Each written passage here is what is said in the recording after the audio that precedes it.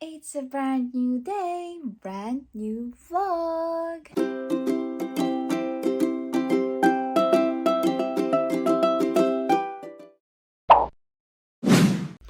Hello guys, good morning. At nandito ako ngayon sa bedroom. Bali, hindi ko naman hindi kagigising. Kakaayos ko lang ng aking face lock. Kasi yun nga, bala ko mag-video ngayon. Dahil this is like our first morning here sa bagong bahay. And ayan, ito ang aming bed. Ayan, nandito ako sa master's bedroom. And hindi ko pa rin na aayos ang aming mga nakapack pa siya. Hindi pa siya naaayos kasi uunahin ko muna yung sa kitchen. Kasi yung binigay or ipapahiram, hindi ko pa sure. Parang binigay yata kasi merong extra na ref yung kanyang Pudra Bells. So sabi sa amin is pwede namin gamitin yun kasi nga itong bahay na to ay hindi furnished. So wala siyang ref and washing machine. So yung washing machine is binili namin, but sabi ng Pudra Bells ay pwede namin gamitin yung extra nila na ref. So yun yung dahil wala ngayon si Mister, dahil kukunin nila yon kasama ang kanyang Mudra Bells. So kailangan kong i-empty ang kitchen, yung mga i-unpack yung mga box doon para may paglagyan yung fridge. So eto na ang progress ng ating ng ating pag-unpack, ng ating lipat bahay. So eto ang aming bathroom. Mag-iingay na naman itong So ayan, kung makikita nyo, teka lang, ilalagay ko sa kabilang. So ayan, naligo na kami kahapon. So ayan ang aming And then, ayan, naglilinis pa rin kami dyan. And then, ito, mga gamit namin nandyan na din. And then, ayan. So, ayan. And then, teka lang, patain ko muna to. Sa may kabilang room naman is, ito na yung magiging music room and ni Mister. So, ayan na yung kanyang mga gamit, mga gitara and everything. And then, yung kanyang yung chair niya sa pagtatrabaho. And then, this one naman is itong tambakan. Itong spare room, nandyan lahat ng mga clothes namin na kailangan kong ang daming salamin, di ba? 1, 2, ayan, 2 and 3. Yan, ikakabit ko pa ito dun sa may dressing table ko. So, ayan, kinabitan ko na rin siya ng kortina. Ano lang naman yan, temporary. Ayan. So, ayan. Ayan, tara nang bumaba kasi kailangan ko nang madaliin yung pag-unpack. Kasi anytime ay darating na sila dito. Pero parang si Mr. Is naglilinis pa din doon sa may bahay. So, ito na ang aking nagawa. Naglagay na ako ng, ayan, hindi ko pa tapos. Yan ang aming ayan, sinet up ko na yung mga lutuan namin. And then, ayan, yung nakuha kong crumbs sa may toaster namin. Nagkalaglag na kanina, so nilinis ko na din. And then, ayan, ito yung aming parang ayan, lagayan ng naiikot ito o ganyan. So, ayan, nilagay ko yung mga ano ba tawag dyan? Mga lid ng pans. And then, ayan, nilagyan ko. Kasi, ito, nilagay ko muna yung kalendaryo namin. Kasi, lalagyan ko siya ng ano bang tawag dito? Yung sapin. Para hindi siya sa mismong cabinet nakalagay. And then, ayan, mga namin. Mga, ano bang tawag dyan?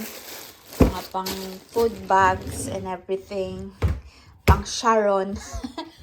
Pambalot. And then, ayan, yung mga pants namin nandiyan na din.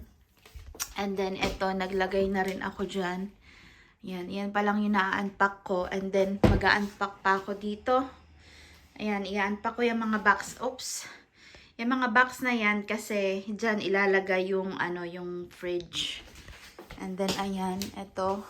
Ayan, nilagay ko muna dyan yung mga And then, naglagay na rin ako dyan ng ibang mga gamit namin. And then, ayan. Ano pa lang naman yung mga temporary. Gusto ko lang ipaglalagay para nga hindi masyadong makalat dito. But, ayun, iisipin ko pa kung ano ang mga ilalagay ko and everything. So, ayan, dahil na-unpack ko na ang mga pagkain, na-realize ko na nagugutom pala ako. So, bago ako magsimula is, magluluto muna ako ng egg. And yung meron akong buns dito na ano. Ayan. Mag-egg and buns. Egg sandwich ako. Dahil ako ay nagugutom na pala. So, ayan. Ngayon pa lang ako makakaluto dito, guys. So, tingnan natin kung ano ang magiging effect. Kasi itong ano na to, itong iba dun sa ano namin, sa may, ano ba tawag dun? Sa ginagamit namin sa flat. So, ayan, meron siyang hub na ganyan. Hindi ko alam kung umiinit. But anyway, so yan, ganyan siya. Ganda sana yung flat lang, diba? But this one is not. So, but okay na rin yan. Carry bells na yan.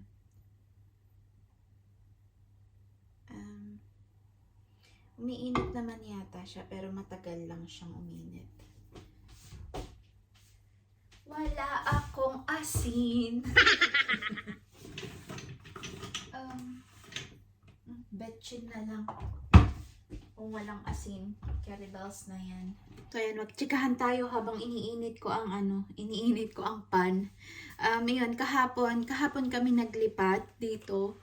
And yun nga, hindi na ako nakapag-video kasi talagang super pagoda. And kahit ngayon itong mga kinto, yung mga braso ko is sobrang sakit, as in yung mga muscle is parang natagtag talaga. Siguro lalo na yung aking mister at yung kanyang Pudrabels and Mudrabels kasi sila talaga yung nagbuhat ng mga mabibigat na bagay. And then, ayun nga, ngayon, mag-ano pa rin sila, hakutin nila yung mga natirang gamit dun sa flat kasi yung mga malalaki naming paso na may halaman is nandun pa. Tapos yung mga bike namin nandun pa din. And then, ayun, sobra talagang, as in, kagabi. And then, yun, nandun na lahat. Ipapakita ko sa inyo mamaya yung living room namin. Yung iba, itinaas na namin, yung nakita nyo nga kanina. Para hindi crowded, para may space kami dun kagabi kasi nanood din kami ng TV kagabi bago kami matulog. And then, ayun nga, sobra palang hirap kasi ang sisti pa is yung flat namin is nasa 4th floor and walang lift, guys, ha. Walang lift yun, so mano-mano talaga yung hagdan, diba? Hagdan pa ganyan, dug, and then just me, ganun yung nangyari sa amin. So, sobra talagang yung pagbibit-bit namin, akyat baba talagang kahapon ay nasubok ang aming mga kakayanan. Ano ba? So, ayan guys, ayun yung nangyari. Kaya hindi na rin ako nag-vlog kagahapon. Sabi ko, ngayon na lang ako mag-vlog. And then, ayun nga, parang umiinit na itong ating kalan. So, lalagay ko na ang ating egg. Kahapon, nabili namin to sa may Morrison. Ay, Diyos ko. So, ayan, after kopong-kopong years, char, naluto ko na rin ang aking egg sandwich. Bali, tinost ko lang, tinost ko lang itong buns. So, ayan, kung nakikita nyo. Tinost ko lang yung buns and then naglagay ako ng ketchup. Ganyan. Oh. Also, may singaw ako dito sa banda na to. Nilagyan ko ng, vegetable cubes ang aking, ang aking itlog. So, ayan, medyo may lasa na siya ngayon. Kain tayo, guys.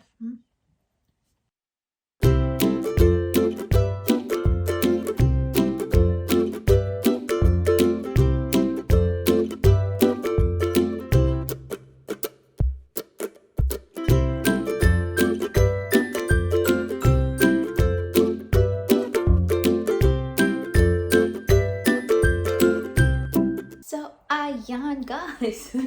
Finally, natapos ko na linisin itong kitchen. And ayan, may space na dyan. Ayan. May space na dyan. And then, kinabit ko na lang yung ilaw ilaw. Ano ba tawag dito? Itong clock dito pansamantala. Sana hindi siya malaglag kasi ganito lang yung ano niya. Oh, ganyan lang. So, yan. And then yan, dyan ko muna lalagay yan pansamantala. And ayan, tapos na tayo dito sa kitchen. So, lahat ng ito ay like pansamantala lang. Tulad niyan, lahat na yan. Ayan. So, para lang talaga may madaanan sila dito. And, ano bang tawag doon? Malagay yung fridge. And then, ito naman ang aming living room. Kung makikita nyo, teka. Ayan. Ayan pa ang aming living room. Teka. Ay, tanga. So, ayan. Madami pang kalat. Ayan. Dito kami kagabi na umupo. Kasi, ayan yung TV. Wala pa kaming TV stand. And then, ayan. Katulad din to, yung kortina na to is katulad din dun sa may taas. Kasi, parang bundle siya. So, ayan. Yung Christmas light ko na yan, guys, ay bigay din ng aking mudrables, ng aking biyanan. Kasi, meron daw siyang extra doon na hindi pa, parang once lang nagamit. So, talagang bagong-bago pa ang itsura niya. So, lahat ng yan, most of them ay bigay niya. So, wala na kami problema sa Christmas decoration. And then, ayan, nagbigay rin siya dyan. Yan, yung panglagay na yan sa fireplace. And then, yung mga pang-display na yan. Ayun, binigay din niya. And then, yun pala, yung isa na yun, hindi nyo makita, sige. Pag tinor ko kayo dito sa bahay, yan, ipapakita ko sa inyo yung mga Christmas decoration namin once na naayos ko na and once na unpack ko lahat ng yan. So, ayan. So, nagtataka kayo siguro bakit ganito ang sofa namin. Nasaan ang sofa? Ang sofa namin ay hindi magkasya sa pinto at ang bigat niya. So, nag-decide kami na hindi na namin kukunin and then kahapon ay sinira na siya ng biyanan kong lalaki. So, yun ang ginawa niya kahapon. Sinira niya and then para lang talaga magkasya doon sa may pinto. Kasi hindi namin alam kung bakit hindi siya magkasya pero naipasok doon sa may living room. So, ayan, kinuha na lang namin itong mga cushion. Yan lang ang kinuha namin. So, parang mamaya yata maibibigay sa amin na sofa yung nanay din niya. And then, hindi ko alam kung yung sofa bed or yung sofa na ibibigay sa amin kasi meron din yung biyanan kong lalaki na sofa bed na inaalok din sa amin. O, diba? Nila. Yung talagang tinutulungan talaga nila kami pag sinabi, wala kaming ganito, wala kaming ganyan. O, sige, meron ganito. Talagang, as in talagang, itong paglilipat bahay namin is talagang sobrang, ang dami nilang naitulong, especially yung kanyang nanay. Ayun, talagang sobrang nakakatuwa lang talaga kasi sobrang smooth ng aming paglilipat dito. Ayun, ayun nga. Ngayon ay pupunta ako sa sa Morrison. Lalakarin ko lang kasi nga, ano bang tawag doon? Kasi, titingnan ko kung merong foodang na pwede kong ipakain doon sa pag nandito na sila kasi alam ko pabalik na yun dito. 1 hour lang naman ang biyahe. So, yun. Lalakarin ko lang yung Morrison kasi malapit lang naman dito. So, yun. So, yun guys. Yan yung Morrison dito. So, ayan. Maliit lang siya. Hindi siya ganun kalakihan. So, ayan guys. Pabalik na ako. Ang lamig pa din. Windy nga yung araw na ito.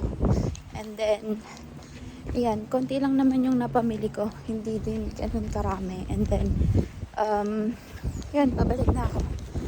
10 minutes, 5 minutes walk, I think. And then, ayan. Sabi ni David, nakaalis na daw ang kanyang mojo bells doon. So, anytime soon, padating na yun dito. So, ayan guys, nandito na ako sa bahay. Diba? Saglit lang. Saglit lang. 5 minutes walk lang yata yun. And then, ayan, bumili ako ng Coke. Ayan, baka nauuhaw sila later. And then, pork sausage. And then, bumili rin ako nitong mga potato wedges. Kasi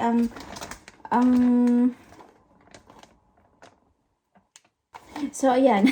Tinitingnan ko kung merong, kung may kakaibang ingredients dito sa potato wedges na nabili ko. Kasi ang kanyang Mudra Bells ay vegan. Hindi siya kumakain ng pork, ay ng mga meat. So, yun.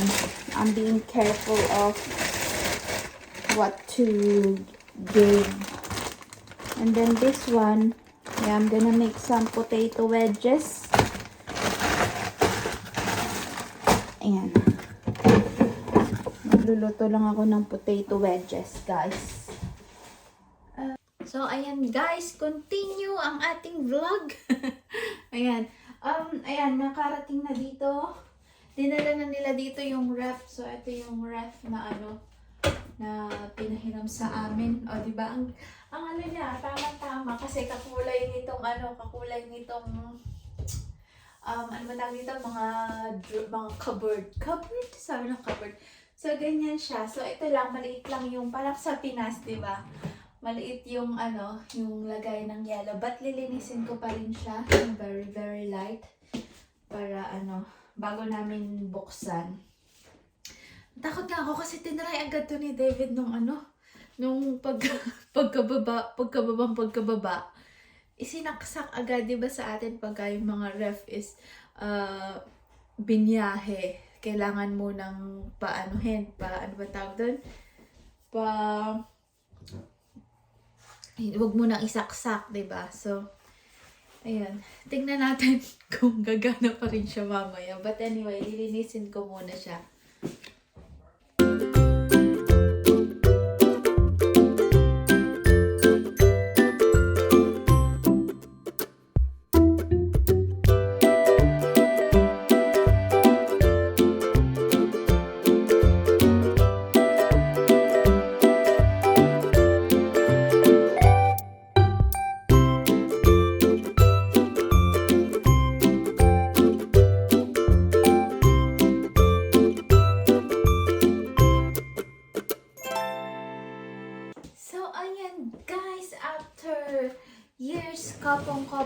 Kopong years of cleaning now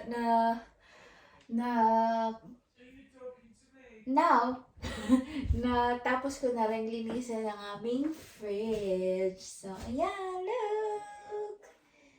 Thank you so much. Thank you so much. So, ayan.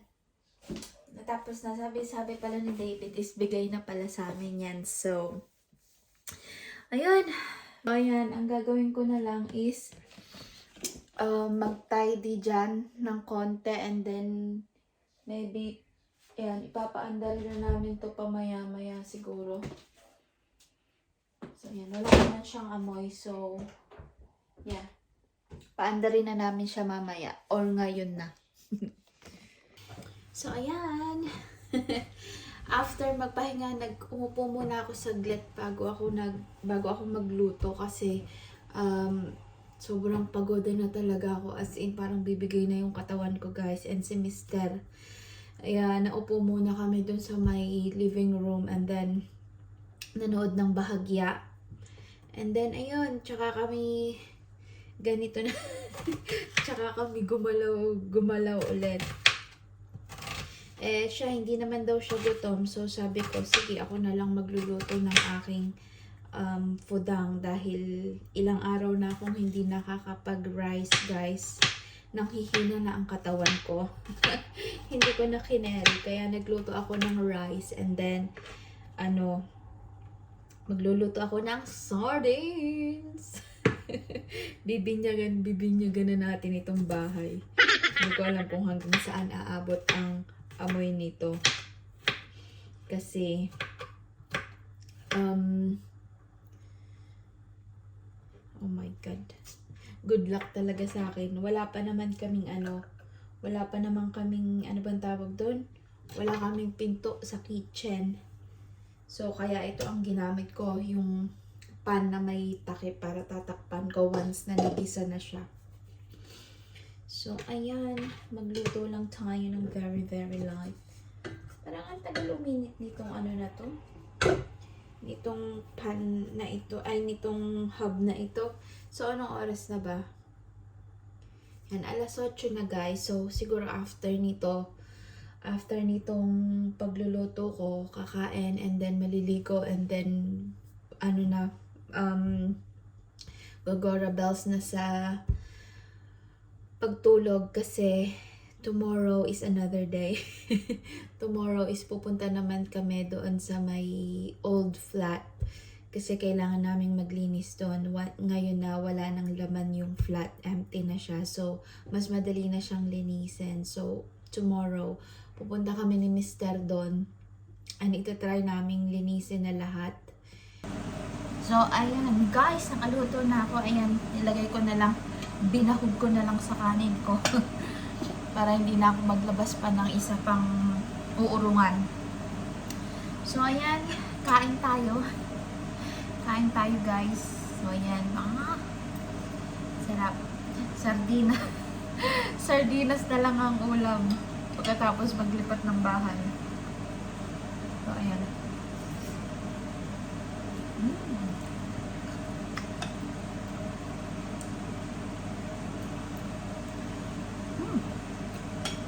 Parang mas maganda itong exhaust fan namin ngayon kasi dun sa lumang flat. Kasi kahit walang ano bang tawag dito? Walang pinto dito sa my kitchen is hindi naaamoy dun sa hallway. So, ayun. Buti na lang. And also, tinakpan ko talaga. And then, bibilasan ko na lang ang pagkain ko para hindi maamoy ng todo.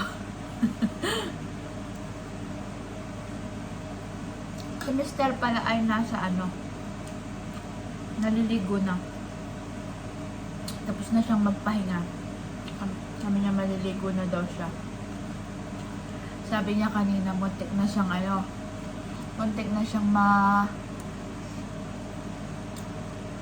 umiyak sa hirap. Naawa naman tuloy ako.